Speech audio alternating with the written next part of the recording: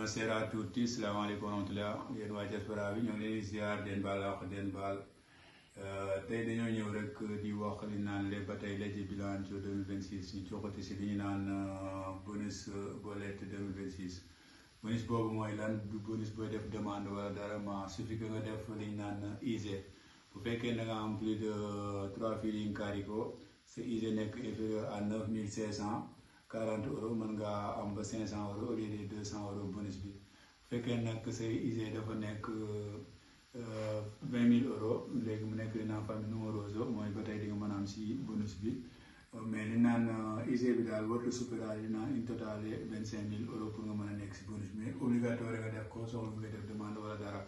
li naan bonus bi nag du nekk bonus louche donc louche ak quoi ak gaz la moo ñu wàññi la pagaments yi nga xam ne moom nga doon dem kon profité leen dem wuti ko ndax ISE lu am solo wasalaamaaleykum wa rahmatulah bu leen fàtte abonné bës cloche bi ak aimé partagé.